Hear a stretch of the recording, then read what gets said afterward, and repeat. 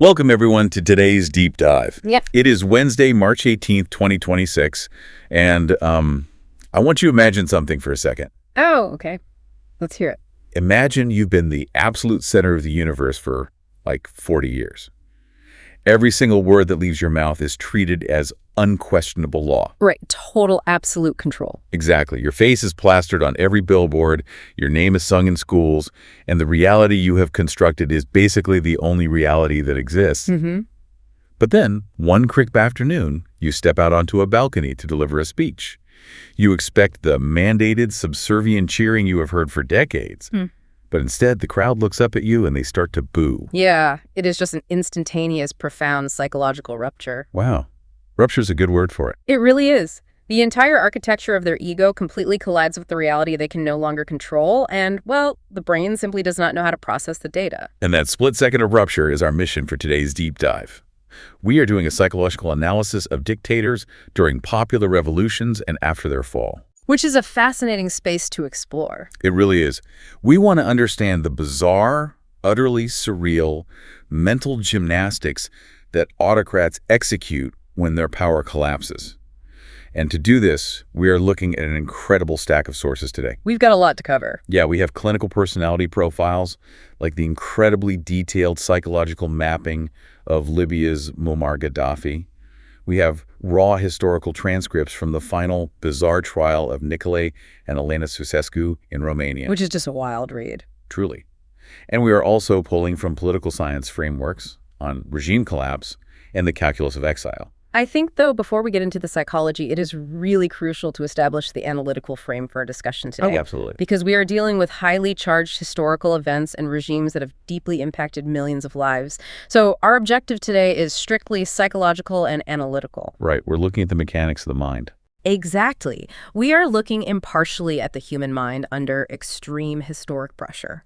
We aren't taking sides, and we aren't endorsing any political viewpoints, whether left-wing or right-wing. We're just looking at the data. Yes, just unpacking the source material to understand the behavioral science behind these very intense moments. Okay, let's unpack this. Because applying clinical diagnoses to historical figures is, it's tricky. It definitely is. And we really have to start before the revolutions even begin. Because it seems like the core argument across our sources is that by the time protesters are actually in the streets, the dictator's mind has already been fundamentally rewired. Yeah, permanently rewired by decades of absolute control. That rewiring is a phenomenon known as power distortion syndrome. Power distortion syndrome. That sounds intense. It is. To understand it, you have to look at how the brain handles empathy and environmental feedback. Over decades, absolute power physically and psychologically diminishes a person's capacity for perspective taking. Like they literally lose the ability to see things from another point of view. Precisely. They become trapped in this hermetically sealed echo chamber. I mean, think about it. If you are surrounded for 30 years by people whose literal survival depends entirely on agreeing with you. Whose wealth and physical safety are on the line. Right. If everyone is just agreeing with you, your brain's ability to accurately perceive reality degrades. The neural circuits used to understand other people's viewpoints just atrophy from disuse.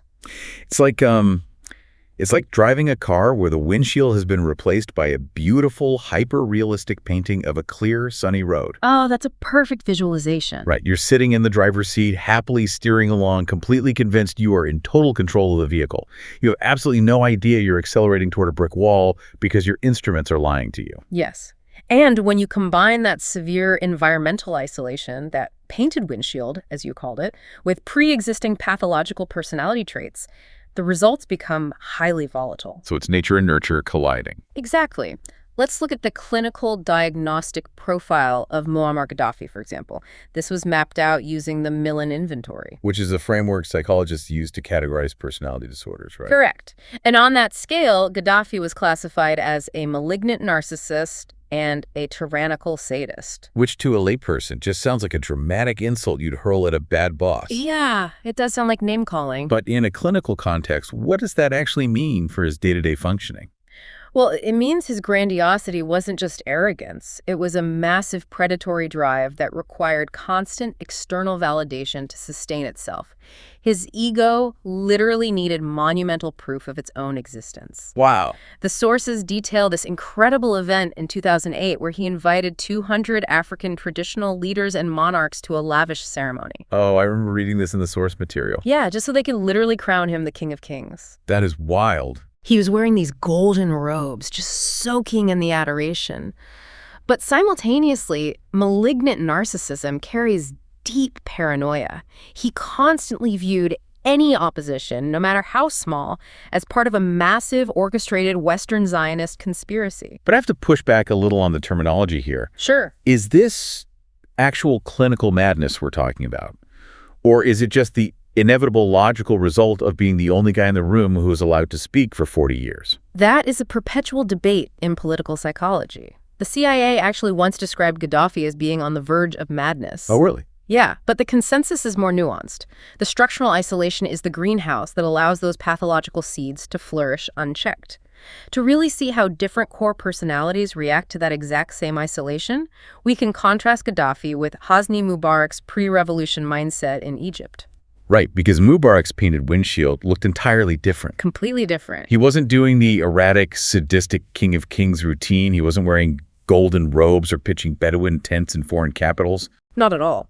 Mubarak operated what sociologists term a gerontocracy. Rule by the elderly. Right. And it was built on a deeply patriarchal, conservative system.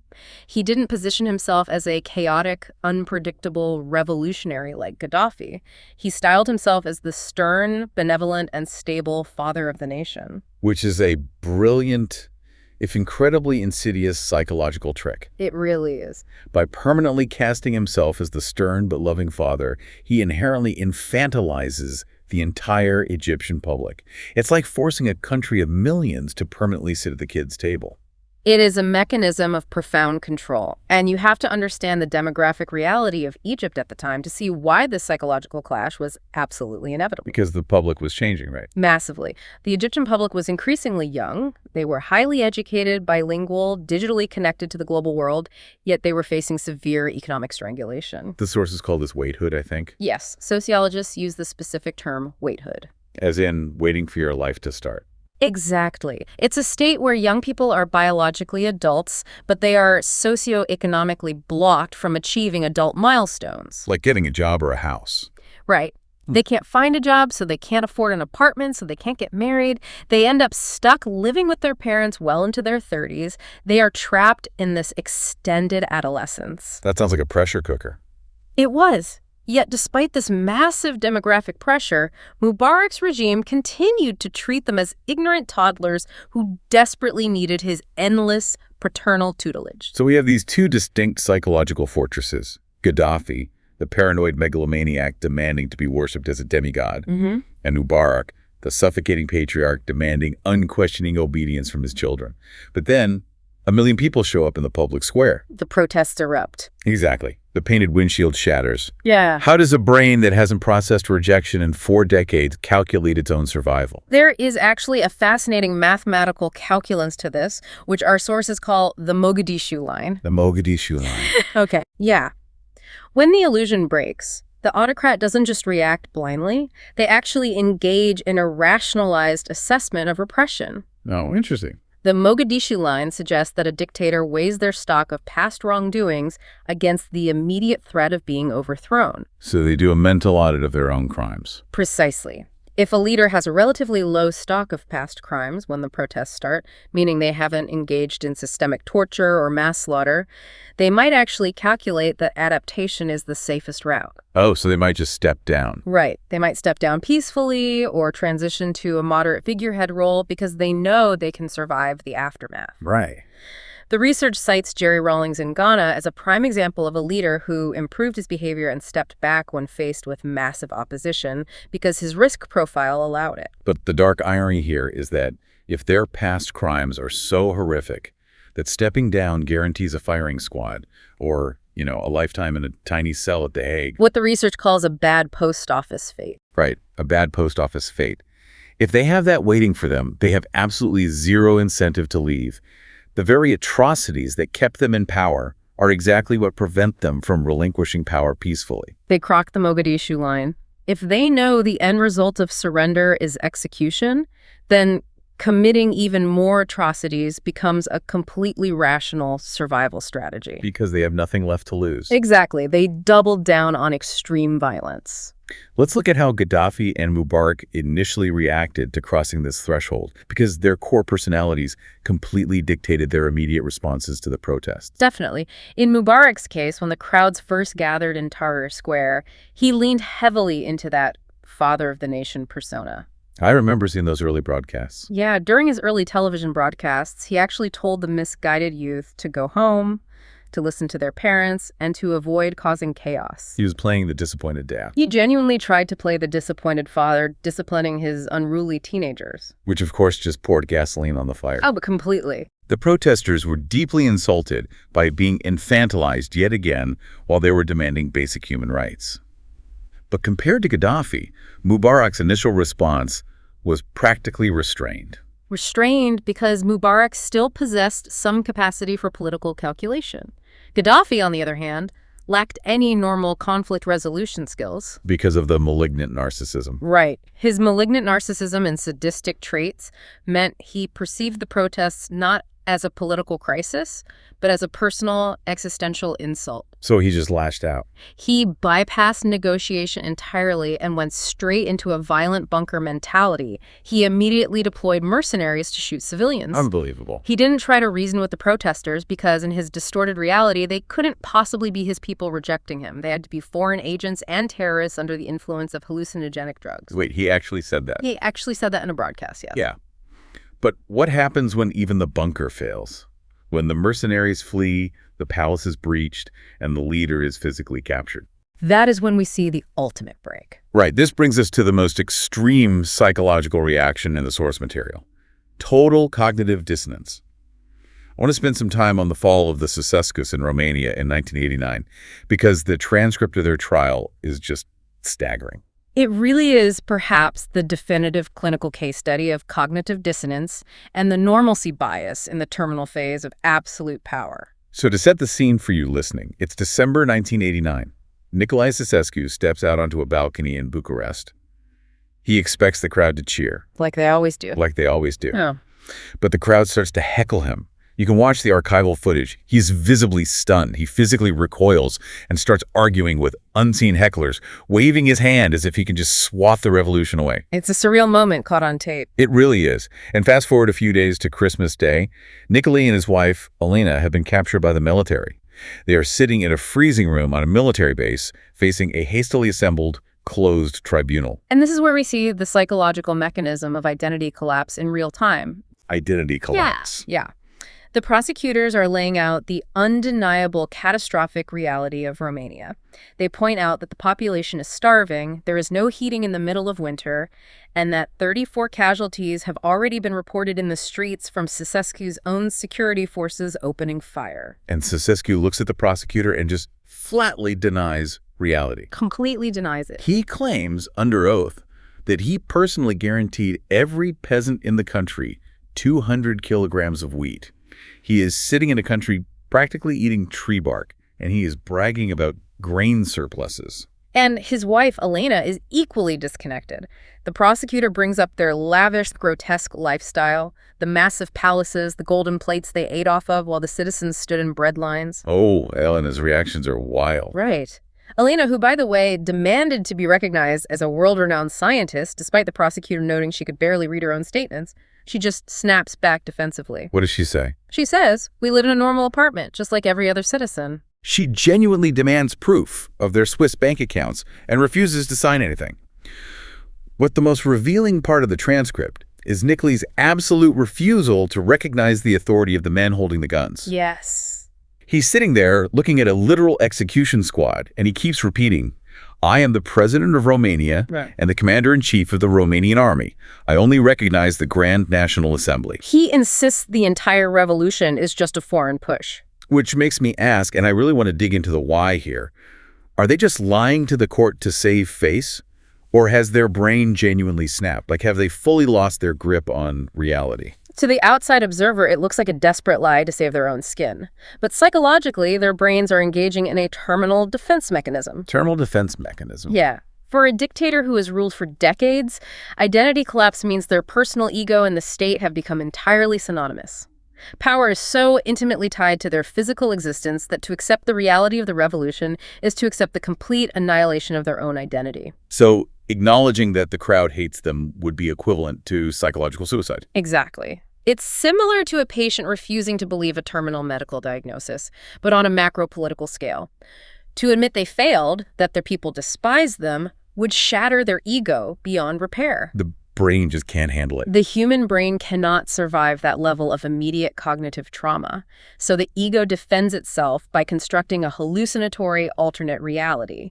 In their minds, they are still the beloved leaders, and the people holding the guns are just misguided mercenaries paid by foreign enemies. Wow. The brain simply short-circuits to protect itself from ego death. It is terminal, weaponized denial. Which leads us to the bitter end, the final exits. Because how these men meet their fate when all the illusions are stripped away tells us everything about their core psychology. Let's go back to Gaddafi. Okay, let's look at Gaddafi's end. We have this incredible eyewitness account from his personal servant, a man named Idhou, who was trapped with Gaddafi in his final days in the besieged city of Sirte. Yeah, as Gaddafi's world was literally crumbling, as rebel artillery was pounding the neighborhood and capture was imminent, Idhou noted something truly remarkable about Gaddafi's demeanor. Right. Fear was entirely absent. He wasn't cowering in terror. He wasn't scared. He was just intensely, furiously angry. Yes.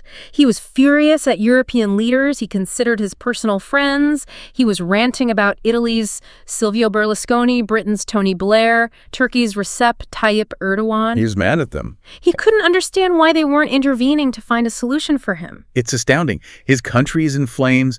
His entire regime has evaporated. He's hiding in a drainage pipe.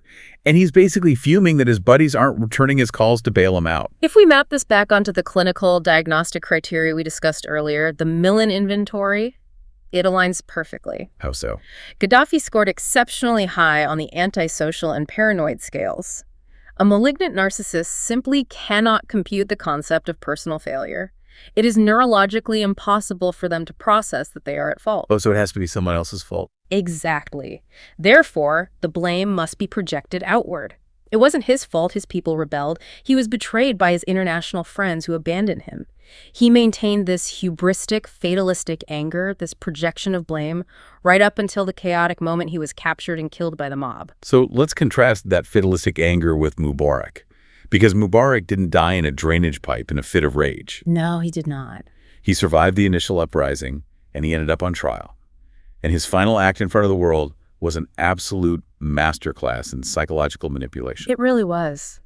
Mubarak recognized that his father of the nation persona had completely failed to quell the uprising. But instead of stubbornly clinging to the image of the omnipotent, untouchable ruler like Ceaușescu did, Mubarak demonstrated what psychologists call an adaptive defense. He pivoted entirely. Completely pivoted. When he appeared in the courtroom for his trial, he was placed inside the defendant's metal cage. But he wasn't standing defiant. He was lying flat on his back on a hospital stretcher, hooked up to medical tubing. It was a highly calculated theatrical display of vulnerability. Wow. By appearing as a frail, ailing, sick old man, he was attempting to evoke deep cultural sympathy. He was actively trying to rewrite the narrative, to completely undermine the prosecution's image of him as a ruthless criminal mastermind who ordered the deaths of protesters. It's a brilliant, cynical survival strategy. You can't be a terrifying, bloodthirsty tyrant if you look like a helpless grandfather who might have a heart attack if the prosecutor yells too loudly. Exactly. It is the absolute opposite of Gaddafi's violent projection or Ceaușescu's blunt, delusional denial. Mubarak recognized the narrative had irrevocably shifted, so his ego allowed him to rewrite his character in the final act to serve his own self-preservation. It speaks to a very different kind of survival instinct. Mubarak's brand of narcissism allowed for self-preservation through perceived weakness. He could swallow his pride if it meant staying alive. Unlike the others. Right. Gaddafi's and Ceaușescu's specific pathologies required maintaining the absolute illusion of strength and infallibility until the very second it was taken from them by physical force. We have covered some incredibly intense ground today. We've seen how absolute power paints a false reality over the windshield, how the Mogadishu line forces leaders into a brutal mathematical corner of violence, and how cognitive dissonance protects the ego right up to the firing squad. It's a lot to process. It is. So for you listening, why does this matter? Obviously, most of us aren't toppling regimes on a Tuesday afternoon. But understanding these extreme psychological profiles teaches us so much about the mechanisms of everyday human behavior. Absolutely. The extremity of these dictators just magnifies psychological mechanisms that exist in our daily lives. Right. It serves as a stark warning about the dangers of everyday echo chambers, whether that's an insulated CEO who fires anyone who disagrees with them, or simply how our own social media algorithms curate a reality that never challenges our assumptions. It's the painted windshield on a smaller scale. Exactly. It shows how rapidly empathy erodes when we isolate ourselves from dissenting voices, and it highlights the human mind's terrifying capacity to construct alternate realities when our core identity is threatened. But before we wrap up, there's one last thread from the political science sources that we haven't touched on, and it's honestly the most unsettling concept of all. Oh, yes. The phenomenon of authoritarian nostalgia, which researchers sometimes call the missing sovereign complex. Right. What happens after the dictator is gone, the dust settles, and the country tries to move forward. The sources point out that even after the profound trauma and violence of a dictatorship, populations sometimes begin to crave the return of the autocrat. It sounds counterintuitive. It does. A striking example is the Philippines. After the People Power Revolution successfully overthrew the brutal regime of Ferdinand Marcos, his embalmed corpse was eventually brought back to the country. And his family achieved a massive political resurrection, eventually returning to the highest levels of power. How does that happen? After everything a population endures, the blood spilled to break free, how do they invite the architects of their trauma back in? The psychological analysis suggests that a dictator often acts as a psychological prosthesis for the masses. Psychological prosthesis? Yeah, because democracy is exhausting. It is messy, it's ambiguous, it requires constant engagement, endless debate, and complex compromise. An absolute ruler, conversely, provides a brutal but incredibly simple order. There is only one rule: obey. Exactly. When that massive overriding structure is suddenly removed, the resulting political and economic chaos can trigger a profound societal anxiety. The population begins to long for the missing sovereign. The fantasy of a strong, decisive leader who could just wave their hand and make the complexity disappear. Precisely. It leaves you with a haunting question to mull over long after this deep dive ends. Why do societies sometimes long for the very monsters they fought so hard to overthrow? It suggests that the psychological scars of a dictatorship, the dependency on that absolute authority, last much, much longer than the physical regime itself. They absolutely do. It really does. Smashing that beautifully painted windshield we talked about at the start is actually the easy part. 1 million people in a square can do that in a week. But learning how to drive a nation forward on the shattered glass and messy, unpredictable roads of democracy is incredibly hard. And sometimes the exhausted passengers just want to close their eyes and pretend the painting is still there. Thank you so much for joining us on this journey today. Keep questioning the narratives, keep looking past the illusions, and keep exploring the fascinating world around you. We'll catch you on the next deep dive.